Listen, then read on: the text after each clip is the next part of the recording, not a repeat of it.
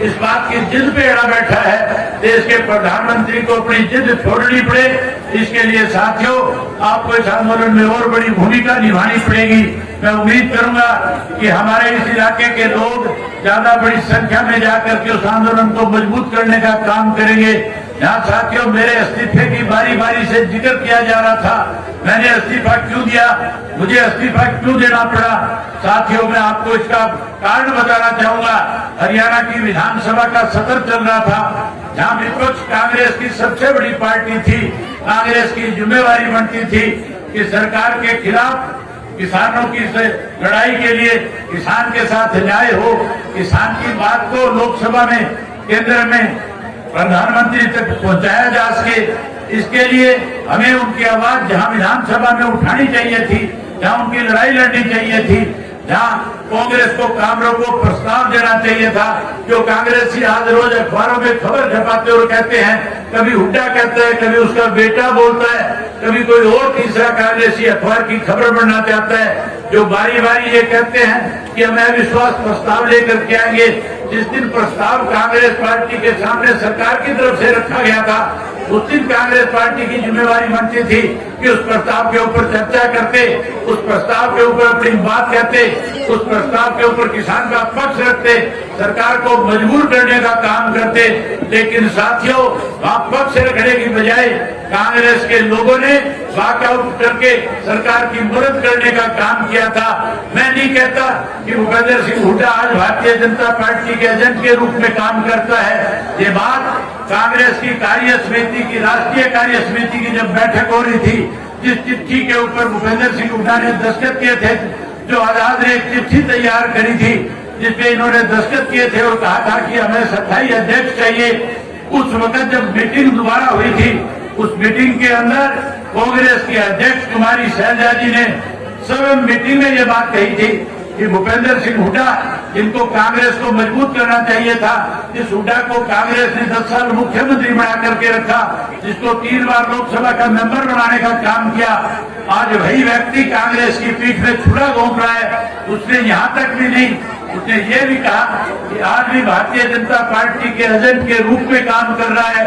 उसने बताया था कि किस तरह से भारतीय जनता पार्टी का राज्यसभा के लिए उम्मीदवार जो सुभाष चंद्रा बना था, किस तरह से भूपेंद्र सिंह हुड्डा ने अपना बैलेट पेपर खाली छोड़ दिया, कैसे अपने साथियों की पेन की स्याही बदलने का काम किया था।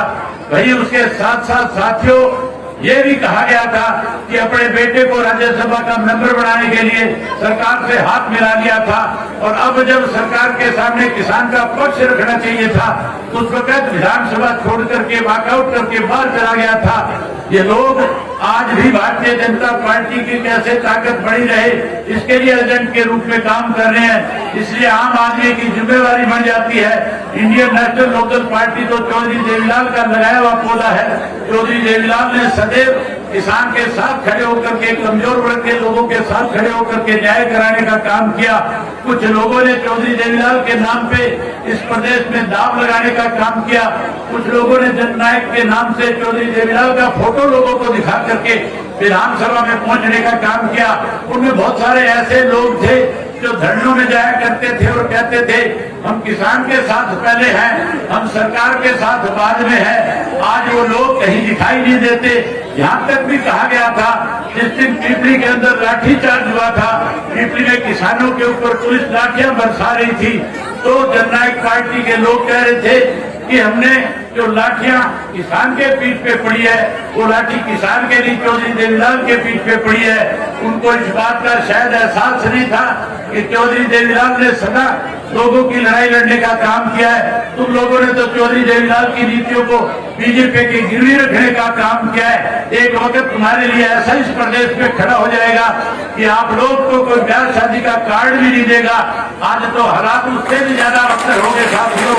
आज तो कहीं अगर किसी के घर में दुख हो जाए, ये जेजेपी के लोग किसी के गोडाउन में नहीं जा सकते, अगर जाए तो लोग खड़े होकर के चले जाते हैं। आज अगर अपने घर में भी जाते हैं तो सिक्योरिटी के साथ जाना पड़ता है, कहीं घर में कोई विवाद ना खड़ा हो जाए, कहीं बच्चे सामने से सवाल करना ना शुरू कर दे।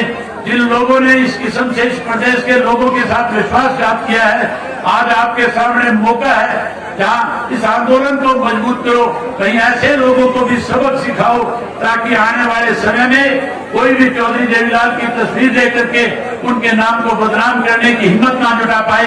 चौधरी देवीलाल ने सदा इस प्रदेश को, इस देश को, इस देश के किसान को मजबूत करने का काम किया है। साथियों, आपसे बस केवल यही अनुरोध करना चाहूंगा कि आप चाहते हो कि चौधरी देवीलाल की नीति इस देश में लागू हो, चौधरी देवीलाल का नाम सदा सदा के लिए अमर हो, तो जहां इनको सबक सिखाओ, मैं इस आंदोलन में बड़ी भूमिका निभाने का काम करना, यही बात आपसे करने के लिए आया था। आप सबने मेरी बात सुनी, आप सबका बहुत धन्यवाद। जय हिंद, जय हरियाणा। अभी चाय पी के जाए, चाय का प्रबंध है बराबर में, सारे चाय पी के जाना।